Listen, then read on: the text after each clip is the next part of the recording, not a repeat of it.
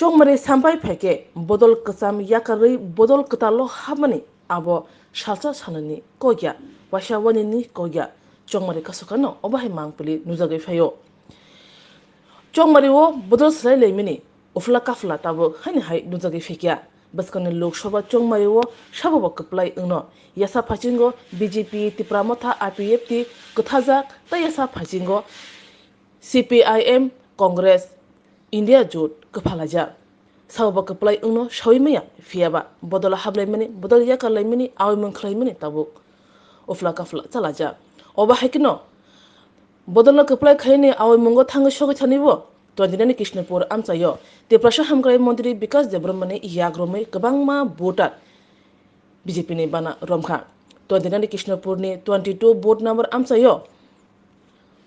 thamchiba nok nukhuni khorok chukuchi chuku voter CPIM yakari BJP ni bana romkha borongno lamsugoinaka tiprasa hamkrai mantri Vikas Debrahma kognar thanibo CPIM ni mantri okra kasam manik sarkarno challenge rui shaka tiprasa hamkrai mantri যে joining সভা তো কত পরিবারে কত voter joining করেছে বিজেপিতে আজকে 29 কৃষ্ণপুর মন্ডলের মধ্যে আমাদের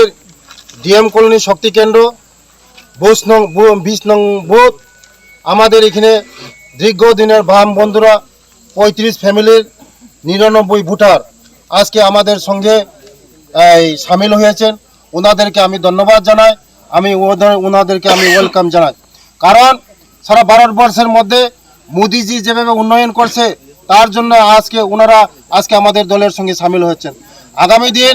এই কৃষ্ণপুর মণ্ডলের মধ্যে যারা বাম বন্ধুরা আছে সকলকে আমি আহ্বান করব আসুন আমরা একসঙ্গে কাজ করব দীর্ঘ 35 বছর আমাদেরকে ঠকিয়েছে এই মানিক বাবু এই জিতেন বাবু তারা আমাদের ঠকিয়ে গরিবকে গরিব বানিয়েছেন অশিক্ষিত করেছেন তাই আজকে ওরা বিসর্জন হয়েছে কোনোদিন আর আসবে না এই মানিক বাবু আর জিতেন বাবু তারা আরে মানিক বাবু আপনাকে আমি প্রশ্ন করছি আপনারা আগে কংগ্রেসের সঙ্গে কি ছিল হ্যাঁ আপনারা আজকে কংগ্রেসের সঙ্গে চুপকি চুপকি প্যার আই লাভ ইউ করেন হ্যাঁ আপনাদের শরম হয় না আপনাদের লজ্জা হয় না আমি আপনাদেরকে প্রশ্ন করছি 35 বছর কংগ্রেস করার অপরাধে কংগ্রেসের কত খুন করেছেন কত মা ঘরে হারিয়েছে কত ভাই হারিয়েছে কত বোন হারিয়েছে কত বিধবা হয়েছে এখন আমরা কংগ্রেসের সঙ্গে খুললাম পেয়ার করতেছে আর আমরা প্রদ্যুৎজির সঙ্গে আমরা আজকে এক আতাত হয়েছি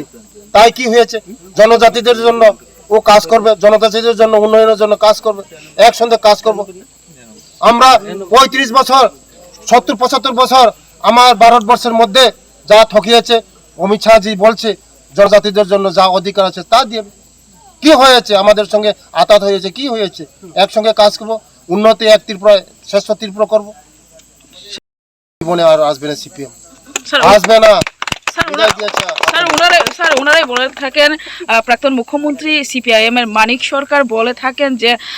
আইপিএফটির মতো আইপিএফটি আপনাদের সাথে জোট হয়েছে বিজেপির সাথে তো ঠিক তেমনি আজও তীব্রমথা জোট হয়েছে আপনাদের সাথে তো প্রদ্যুৎ বাবু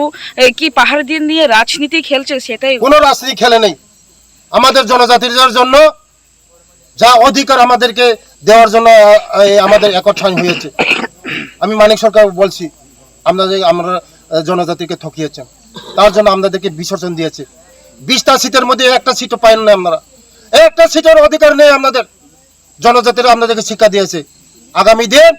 2028-এ আমাদের 0-0-0 হবে ভারতবর্ষের মধ্যে 400-র উপরে সিট নিয়ে মোদিজি আসতেছে তৃতীয়বারের জন্য আসবে করছে যেমন গরিবদের জন্য কাজ করছে ওরা বুঝে গেছে গরিব ওরাদেরকে আর ভোট দেবে না তার জন্য 50 বছরে কিছু হবে না 50 বছর আসবে না এই সিপিএম নামক একটা সংস্থা সিপিএম মানে সন্ত্রাস সিপিএম মানে ফার্মারবাজি সিপিএম মানে দাঙ্গাবাজ সিপিএম মানে খুনি সরকার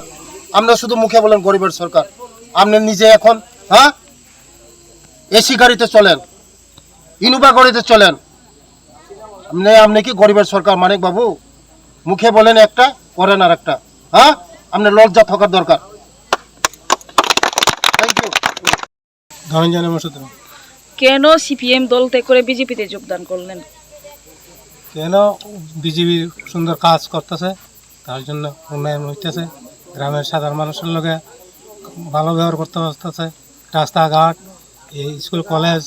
তারপরে এই রাস্তাঘাট, জল, পানীয় জল দিতেছে সাধারণ মানুষের লেগে। তা 35 বছর 25 বছর আপনারা কি কিছুই পাননি? সিপিএম সরকার তখন যখন ছিল সরকারের সাহায্য পাইছেন না? পাইছি,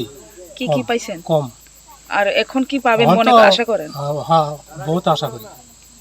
থ্যাংক ইউ।